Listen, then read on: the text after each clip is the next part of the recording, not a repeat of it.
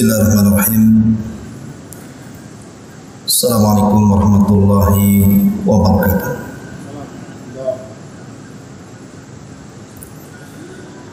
Alhamdulillah wassalatu wassalamu ala Rasulillah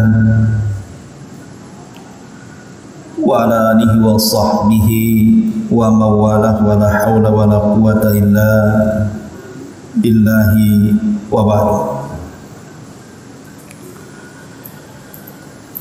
Alhamdulillah di malam ini kita bisa kembali duduk di majelis ilmu di Masjid Nidaul Ilmi, dan tema di malam hari ini kita akan membahas tentang para pelaku dosa besar tetapi Allah masukkan mereka ke dalam surga. Ma'asyiral muslimin yang dimuliakan Allah Subhanahu wa taala. Sebelum kita menjelaskan kenapa dan apa sebabnya para pelaku dosa besar ini bisa masuk surga, kita akan mengenal apa itu dosa besar. Karena dosa terbagi dua, ada dosa besar, ada dosa kecil. Al-Imam Al-Zahabi dan yang lainnya mendefinisikan bahwa dosa besar itu maka fihi haddun fid dunya au jaa fihi wa'idun fil akhirati bil adzabi awil ghadabi au kana fihi tahdidun au la'nun li fa'ilihi. Jadi dosa besar adalah dosa yang ada hadnya di dunia. Seperti kalau mencuri potong tangan, kalau berzina dan sudah menikah dirajam, kalau minum khamar maka dicambuk 80 kali, dan begitu seterusnya. Jadi dosa yang ada hududnya, ada hukum hududnya di dunia, atau terdapat ancaman di akhirat. Mungkin ancamannya berupa azab, atau ancamannya berupa amarah Allah Azza wa Jalla, atau ancamannya berupa laknat bagi para pelakunya, dan begitu seterusnya. Intinya bahwa dosa besar menurut Imam Az-Zahabi adalah dosa yang ada hukum hududnya di dunia dan ada ancaman beratnya di akhirat. Adapun ciri-ciri dosa besar, pertama, Allah Subhanahu wa taala memang menyebutkan dosa itu adalah dosa besar. Seperti Allah menyebutkan dalam surah An-Nisa ayat 2 ketika bicara soal larangan memakan harta anak yatim. Allah katakan innahu kana huban kabira. Sesungguhnya perkara itu termasuk dosa yang sangat besar. Yang kedua, dosa itu disifati oleh Nabi SAW sebagai dosa yang menjerumuskan kepada kebinasaan. Seperti Nabi SAW mengatakan, ijtanibu sab'al mubiqah, jauhi oleh kalian 7 dosa yang membinasakan kalian. Kemudian yang nomor 3, di mana terkadang Nabi SAW mensifati dosa besar itu dengan kalimat a'zamu dzunub, sebesar-besarnya dosa. Seperti Nabi SAW pernah mengatakan kepada para sahabatnya, ayyu dzambi a'zam indallah. Tahukah kamu dosa yang paling besar di sisi Allah Subhanahu wa taala? Kalau ada kalimat seperti ini berarti dosa yang akan disebutkan termasuk dosa besar. Atau yang keempat, Atau Allah Subhanahu wa taala menyebutkan bahwa dosa itu merupakan kezaliman yang sangat besar. Seperti Allah mengatakan dalam surah Luqman ayat 13. Ketika menjelaskan tentang dosa kesyirikan, maka Allah mengatakan inna syirka la zulmun azim. Sesungguhnya kesyirikan itu dosa yang sangat besar. Atau yang kelima, di mana Allah Subhanahu wa taala menyebut dalam sebuah ayat tentang amarah, di mana Allah Subhanahu wa taala akan murka. Seperti tersebut dalam surah An-Nisa ayat 93. Ketika Allah menyebutkan tentang dosa pembunuhan seorang mukmin secara sengaja, maka Allah Subhanahu wa taala mengatakan wa ghadiballahu alaihi, maka Allah akan menumpahkan amarahnya kepadanya. Kemudian yang keenam, terkadang Allah Subhanahu wa taala menyebutkan dengan mengatakan bahwa mereka akan menjadi musuh-musuh Allah Subhanahu wa taala. Seperti tertera dalam surah Al-Baqarah ayat 278 79 ketika bicara soal riba, di mana Allah mengatakan fa illam taf'alu fa'dhanu biharbin minallahi wa rasulih. Kalau mereka tidak berhenti dari riba, maka mereka telah mengiklankan perang bermusuhan dengan Allah dan Rasul-Nya. Atau yang ketujuh, di mana terkadang Nabi SAW menyebutkan dosa besar itu, di mana Allah Subhanahu wa taala mensifati bahwa para pelaku dosa besar mereka adalah orang yang berpaling atau menjadi lawan daripada Allah Subhanahu wa taala. Sebagaimana Nabi sallallahu alaihi wasallam bersabda, "Man halat syafa'atuhu duna haddin min hududillah faqad dhadallah." Kalimat faqad dhadallah, sungguh dia telah menentang Allah. Berarti dosa yang di dalamnya ada penentangan kepada Allah, berarti dosa itu dosa besar. Kemudian yang nomor 8, tersifati dengan kerugian. Seperti yang disebutkan dalam surah Al-A'raf 99. Ketika Allah menyebutkan tentang orang yang merasa aman dari makar Allah, maka Allah mengatakan afa aminu makrallah fala ya'manu makrallah illal qaumul khasirun. Apakah mereka merasa aman dari makar Allah? Tidaklah orang yang merasa aman dari makar Allah kecuali orang yang rugi. Berarti orang yang merasa aman dari makar Allah termasuk dosa besar, karena tersebut kalimat khusran, kerugian. Atau yang nomor 9, tersifati pelakunya dengan fasik. Seperti Allah menyebutkan dalam surah Al-Maidah ayat 81. Allah mengatakan walakinna katsiran minhum fasikun.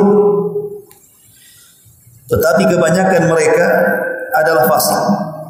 Kemudian yang nomor 10, pelakunya diancam di akhirat Allah tidak akan memandangnya, Allah tidak akan mengajak bicara dengannya, dan Allah tidak akan membersihkan dosa-dosanya. Seperti Rasul mengatakan salasatun la yukallimuhumullahu yaumal qiyamah wa la yanzuru ilaihim wa la yuzakkihim wa lahum adzabun alim. 3 orang tidak diajak bicara Allah, tidak dilihat Allah, tidak dibersihkan Allah pada hari kiamat. Kemudian yang nomor 11, terdapat hudud di dunia, hukuman-hukuman di dunia seperti tadi, mencuri potong tangan, berzina kalau belum menikah cambuk 100 kali, kalau sudah menikah rajam sampai mati, dan begitu seterusnya. Atau Nabi SAW menyebutkan dosa itu bisa membatalkan amalan. Seperti Rasul mengatakan man taraka salatal asri habita amal. Siapa yang meninggalkan salat asar gugur amalannya. Ketika ada tersebut kalimat gugur amalannya, menunjukkan dosa itu adalah dosa besar. Dan banyak lagi ciri-cirinya yang menunjukkan dosa itu adalah dosa besar. Baik ma'asyiral muslimin wal muslimat rahimani wa rahimakumullah. Setelah kita mengetahui tentang definisi dan ciri-ciri dosa besar, dosa besar ini ikhwan berbeda dengan dosa kecil. Kalau dosa-dosa kecil itu bisa dihapus dengan amalan-amalan yang biasa kita lakukan sehari-hari. Dan dosa kecil itu definisinya dosa yang tidak sampai ke taraf dosa besar. Dengan kata lain, tidak ada ancaman dunia dan akhirat, tapi itu dosa. Seperti mamanya memandang aurat. Hari-hari antum lihat handphone, lihat YouTube, lihat Facebook, lihat TikTok, kemudian terlihat di situ aurat-aurat wanita, itu kan dosa. Tapi dosa kecil jatuh. Tapi kalau terus-terus dilihat setiap hari, walaupun dosa kecil ya ditumpuk-tumpuk jadi besar juga kan begitu. Tetapi dosa-dosa kecil ini bisa ditutupi dengan amalan keseharian. Seperti dengan cara seorang menjadi muadzin. Nabi SAW mengatakan, Innallaha wa malaikatahu yusalluna ala safil muqaddam wal muadzin yughfar lahu madda sautihi wal muadzin yughfaru lahu madda sautihi. Dan para tukang azan akan diampuni sejauh suaranya didengar. Kalimat diampuni maksudnya dosa-dosa kecil, bukan dosa besar. Atau contohnya yang kedua, isbagul wudu, menyempurnakan wudu. Walaupun mamanya cuaca sangat dingin sekali, malas pegang air, tapi dia paksakan pegang air kemudian berwudu dengan air. Kata Nabi SAW, "Idza tawadda al-abdul muslim wajhahu kharaja min wajhihi kullu khati'atin nazara ilaiha bi ainihi ma'al ma'." Barang siapa seorang hamba berwudu, fa ghassala wajhahu, maka dia pun mencuci wajahnya. Kharaja min wajhihi, maka keluar dari wajahnya setiap kesalahan yang pernah dipandang oleh matanya. Begitu juga saat mencuci tangan, saat mencuci kepala, saat mencuci kaki, maka dosa-dosanya akan luntur. Maksudnya dosa di sini bukan dosa besar, maksudnya dosa kecil. Atau saat seseorang kemudian pergi ke masjid, langkah setiap langkah kita ini, satu mengangkat derajat, satu menghapus kesalahan. Kalau antum melangkahkan dari rumah ke masjid di Darul Ilmi, setiap langkahnya itu satu mengangkat derajat, satu menghilangkan kesalahan. Maksudnya kesalahan di sini bukan dosa besar, maksudnya dosa kecil. Atau orang yang melaksanakan sholat wajib, kata Nabi SAW, as-salawatul khamsu wal jum'atu ila jum'ati wa ramadhanu ila ramadhan mukaffiratun ma bainahunna idza ijtunibatil kaba'ir. Di antara salah-salah salat 5 waktu dari zuhur ke asar, dari asar ke maghrib, dari maghrib ke isya, dari isya ke subuh, itu di antara salah-salah antara salat wajib ke salat wajib berikutnya menggugurkan dosa. Tapi yang dimaksud di sini adalah bukan dosa besar, tapi dosa kecil. Atau dengan cara berzikir, salat malam, membaca Al-Quran, dan begitu seterusnya. Jadi ibadah-ibadah harian yang di dalamnya ada keutamaan mengampuni dosa, maksudnya dosa-dosa kecil. Karena dosa besar tidak bisa dihapus dengan ibadah. Dosa besar itu hanya bisa dihapus dengan taubatan nasuha, dengan tobat yang betul-betul sesuai dengan syarat-syarat yang ditentukan para ulama. Lalu apa syarat-syaratnya? Pertama, al-iqla' anidz dzambi, betul-betul dia berhenti dari dosa. Kalau dulunya dia pezina, berhenti dari zina. Kalau dulunya peminum, berhenti dari minum. Kalau dulunya penjudi, berhenti dari judi. Kalau dulunya penggibah, berhenti dari ghibah. Yang kedua, an-nadam ala ma fat, menyesal terhadap apa yang sudah berlalu dari perbuatan dosanya. Coba kalau dulu saya tidak ahli maksiat tapi ahli ibadah, tentu pahala akan lebih banyak dari. Kemudian yang ketiga, al-azmu ala adamil audah, berjanji untuk tidak kembali. Berjanji untuk tidak kembali. Artinya, kalau seandainya kita ini pemabuk dan sudah hijrah, melihat botol saja, botol mabuk itu kita benci setengah mati. Kalau seandainya dulunya seorang pezina lewat ke, mungkin kita lagi ngantar tamu melewati lokalisasi, maka kita sangat benci dengan tempat itu. Kalau dulunya penjudi, umpamanya kita lewat ke daerah-daerah jackpot, maka kita sangat membenci tempat itu. Jadi dia betul-betul berazam untuk tidak kembali. Dan tentu ada syarat yang keempat, kalau berkaitan dengan hak orang lain seperti mencuri, mengambil hak, maka harus dikembalikan. Minta kehalalannya dan kembalikan haknya. Dan yang terakhir, harus disesuaikan dengan waktunya. Karena ada dua waktu tobat itu tidak akan diterima. Pertama ketika nafas di tenggorokan, dan yang kedua ketika matahari terbit dari barat, itu tidak mungkin diterima. Ma'asyiral muslimin yang dimuliakan Allah Subhanahu wa taala, masalahnya kita ini bukan nabi. Kita ini manusia biasa yang tidak lepas daripada dosa dan kemaksiatan. Sebagaimana Rasul mengatakan, kullu bani Adam khatta'un wa khairul khatta'ina tawwabun. Setiap anak Adam itu pasti melakukan kesalahan, pasti melakukan dosa. Karena mau tidak mau, dari kepala sampai kaki setiap hari kita berdosa.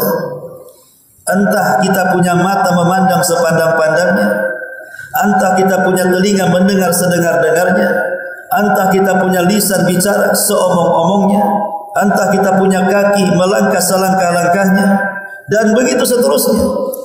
Tanpa disaring mana yang boleh dipandang, mana yang tidak boleh, mana yang boleh didengar, mana yang tidak boleh, mana yang boleh diucapkan, mana yang tidak boleh, tempat mana yang boleh dilangkahkan kaki, mana yang boleh, mana yang tidak boleh. Terkadang kita tidak peduli dengan itu. Makanya setiap hari manusia itu pasti melakukan dosa, tidak dosa zahir, dosa batin, dosa yang dilakukan hati, hasad, dengki, kemudian iri hati dan yang semacamnya. Pastilah setiap hari kita melakukan dosa. Dan pasti kita juga terjerumus kepada dosa besar. Kalau dosa kecil sudah jelas kan gitu. Dan pasti kita satu hari atau satu waktu kita masuk ke kubangan dosa besar. Mau tidak mau. Karena kita bukan yang maksum seperti Nabi. Nabi itu kan maksum, tidak mungkin melakukan dosa besar. Tapi diperselisihkan apakah terjerumus kepada dosa kecil. Ada yang mengatakan ya, ada yang mengatakan tidak. Tapi mustahil seorang Nabi terjerumus kepada dosa besar, karena dia maksum. Beda dengan kita tidak maksum. Bisa saja bukan hanya dosa besar, sebesar-besarnya dosa saja terkadang kita masuk di dalamnya. Makanya kalau seandainya kita melakukan dosa besar tapi kita ingin masuk surga, bagaimana caranya? Ma'asyiral muslimin yang dimuliakan Allah Azza wa Jalla, ada 10 poin yang disebutkan oleh Syekhul Islam Ibn Taimiyah rahimahullahu taala. Tepatnya disebutkan di dalam kitabnya Majmu'ul Fatawa Ibnu Taimiyah, juz yang ke-7 halaman 487 sampai 501. Apa kata Syekhul Islam Ibn Taimiyah rahimahullahu taala? Menyebutkan 10 poin. Kalau kita tidak lepas dari dosa besar tapi ingin masuk surga, lakukan 10 poin ini. Pertama kata beliau, at-taubah as-sadiqah, bertobat dengan tobat yang jujur. Allah mengatakan, "Qul ya ibadiyalladzina asrafu ala anfusihim la taqnatu min rahmatillah. Innallaha yaghfiru dzunuba jami'a innahu huwal ghafurur rahim." Katakan wahai hamba-hambaku, yang mereka melampaui batas terhadap diri mereka, artinya terjerumus kepada dosa, mau kecil mau besar. Jangan putus asa dari rahmat Allah, karena Allah mengampuni semua dosa, karena Dia Zat yang Maha Pengampun lagi Maha Penyayang. Ayat ini memerintahkan kepada kita untuk bertobat dan jangan putus asa. Karena ada orang yang kemudian putus asa karena terlampau banyak melakukan maksiat, seolah-olah Allah tidak akan mengabulkan taubatnya. Akhirnya dia tetap berada di atas keputusasaan. Ingat, taubat itu bisa menggugurkan dosa dan bisa menggempur dosa. Yang kedua, istighfar. Kata beliau yang kedua, al-istighfar. Perbanyak istighfar. Karena Nabi SAW mengatakan, "Lau lam tudhnibu la dhahaba Allahu bikum wa la jaa'a biqaumin yudhnibuna thumma yastaghfiruna fayughfaru lahum." Kalaulah kalian semua manusia satu dunia tidak ada yang melakukan dosa, anggaplah satu dunia manusia itu tidak ada yang melakukan dosa, pasti kalian akan dibinasakan dan akan diganti oleh kaum yang mereka melakukan dosa. Kemudian mereka pun istighfar meminta ampun kepada Allah dan Allah ampuni dosa-dosa mereka. Jadi seandainya satu dunia tidak ada yang berdosa, maka Allah akan binasakan dan akan dimunculkan kaum yang berdosa supaya mereka istighfar dan Allah ampuni dosa-dosa mereka. Karena innallaha yuhibbut tawwabin wa yuhibbul mutatahhirin. Allah itu suka dengan orang yang bertobat. Dan bagaimana caranya bertobat kalau dia tidak melakukan dosa? Maka yang kedua istighfar. Yang ketiga al-hasanatul mahiyah, kata beliau. Kebaikan-kebaikan yang bisa menghapuskan keburukan. Satu hari anak muda datang menemui Ibnu Abbas radhiyallahu anhu. Dia mengatakan, "Wahai Ibnu Abbas, adakah tobat bagi anak muda sepertiku?" Kata Ibnu Abbas, "Emangnya dosa apa yang kau lakukan?" Maka anak muda ini mengatakan, "Ya Ibnu Abbas, aku naksir seorang gadis. Kulamar dia, rupanya lamaranku ditolak. Tiba-tiba ada pemuda lain melamar, diterima pula. Sakit hati aku. Kubunuh wanita itu biar dia tidak dapat sebagaimana aku pun tidak dapat. Setelah kubunuh gadis itu aku menyesal. Halli minat taubah. Apakah aku bisa tobat karena dosa membunuh seorang gadis?" Maka Ibnu Abbas radhiyallahu anhu mengatakan, "Halaka walidi. Apakah engkau punya dua orang tua? Apa masih kedua orang tua?" Maka anak muda ini mengatakan, "Tentu wahai Ibnu Abbas." Kata Ibnu Abbas, "Farji, pulanglah, berbuat baiklah kepada orang tua." Muridnya Ibnu Abbas mengatakan, "Wahai guru, saya tidak paham dengan jawaban kamu terhadap anak muda itu. Anak muda ini bertanya, ingin taubat karena sudah membunuh. Kenapa kau jawab disuruh berbuat baik kepada orang tua? Menurut saya antara jawaban dan pertanyaan tidak nyambung." Kata Ibnu Abbas radhiyallahu anhu mengatakan, "Tahukah kamu, di mataku tidak ada amalan yang jauh lebih istimewa dibandingkan birrul walidain, berbakti kepada orang tua.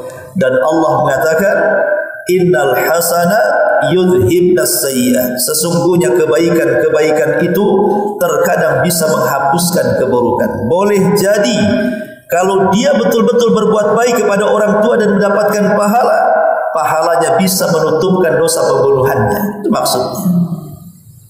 Boleh jadi berbuat baik kepada orang tua mendapatkan pahala dan pahalanya bisa menutup dosa pembunuhannya. Itu namanya kebaikan menutup keburukan. Makanya Rasul mengatakan, "Wa atbi sayyi'atal hasanata tamhuha." Ikutilah keburukan dengan kebaikan, niscaya kebaikan itu bisa menghapuskan keburukan. Yang keempat, ad-dafi lil iqab. Maksudnya mencegah adanya iqab. Dengan apa? Doanya orang-orang yang beriman kepada orang-orang yang beriman yang lainnya. Contoh umpamanya dalam sholat jenazah, orang yang kita sholatkan ini mungkin banyak melakukan dosa besar. Tetapi kalau disolatkan 40 orang dan 40 orang itu seluruhnya ahli tauhid, bisa saja 40 orang ahli tauhid yang menyolatkan orang yang banyak melakukan dosa besar bisa menjadi syafaat bagi dia. Bisa menjadi syafaat bagi dia sehingga dia terbebas dari dosa-dosa besarnya. Ini juga salah satu penyebab di mana dosa besar akan diampuni. Yang kelima, ma ya'malu lil mayyit min a'malil bir. Boleh jadi orang yang melakukan dosa besar ini, ya betul dia dosa besarnya banyak. Mungkin dia pernah berzina, mungkin dia pernah judi, mungkin dia pernah mabuk, mungkin di badannya masih banyak tato dan yang semacamnya. Tetapi dia punya amalan rahasia yang tidak ada yang tahu kecuali dengan Allah Subhanahu wa taala saja. Mungkin dia walaupun pernah melakukan dosa besar, tapi di malam hari dia tahajud, kita tidak tahu. Mungkin dia bersedekah dengan ikhlas, kita tidak tahu. Mungkin dia bersilaturahim, mungkin dia punya amalan-amalan rahasia antara dia dengan Allah Subhanahu wa taala. Yang amalan-amalan rahasia itu terkadang bisa menghapuskan dosa-dosa besarnya. Kemudian yang keenam, syafa'atun Nabi. Syafaat dari Nabi SAW. Karena dosa besar ini, selama dia tidak sampai kepada kekafiran dan kesyirikan, ada kesempatan masuk surga.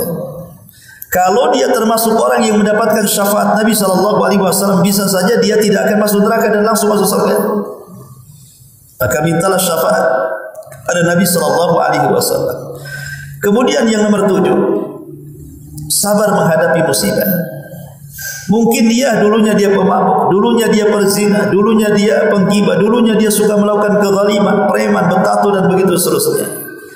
Tapi dia kalau ditimpa musibah oleh Allah Azza wa Jalla, dia sabar, dia ikhlas, dia redha, bahkan terkadang bersyukur. Karena musibah itu bisa merontokkan dosa. Rasul mengatakan, ma yusibul mu'min min wasabin wala nasabin wala hammin wala haznin wala ghammin wala adha hatta syauka yushaquha illa kafarallahu biha min khataya. Tidaklah seorang mukmin ditimpa musibah, kegalauan, kegundahan, kesedihan, kebingungan, kesetresan, atau mungkin boleh jadi sifatnya ada penyakit dan yang semacamnya, sampai kepada satu duri yang menusuk di kakinya, maka kalau dia sabar menghadapinya, maka terkadang itu menjadi penggugur dosa. Kemudian kata Syekhul Islam Ibnu Taimiyah yang ke-8, ma yahsulu fil qabri minal fitnah wadh-dhaghta war-raw'ah. Atau mungkin bagi seorang mukmin ketika masuk ke dalam kuburan, dia merasakan bagaimana himpitan kuburan, bagaimana fitnah kuburan, bagaimana rasa takutnya berada di kuburan. Lah, peristiwa-peristiwa kubur itu juga bisa menggugurkan dosa. Maksudnya dosa setelah kiamat dibangkitkan dan mereka dihadapkan di hadapan Allah di padang mahsyar. Kemudian yang nomor 9 kata Syekhul Islam, ahwal yaumal qiyamah, ataupun kengerian pada hari kiamat. Itu juga bisa menggugurkan dosa bagi orang yang beriman tentunya. Kemudian yang ke-10, rahmat Allah dan ampunannya. Karena ada orang-orang yang tidak mendapatkan syafaat, tapi mereka masih memiliki iman sebiji darah, dan mereka sudah jadi abu pun di neraka, tapi dengan rahmatnya mereka dikeluarkan dari neraka. Bukan dengan syafaat, tapi karena rahmat dan ampunan Allah, karena masih ada sedikit dari keimanan dalam hatinya. Inilah di antara 10 perkara yang disebutkan oleh Syekhul Islam Ibnu Taimiyah rahimahullah dalam kitabnya Majmu'ul Fatawa. Wallahu a'lam, saya kira cukup. Subhanaka bihamdika asyhadu an la ilaha illa anta astaghfiruka wa atubu ilaik. Wallahu ta'ala a'lam. Assalamualaikum warahmatullahi wabarakatuh.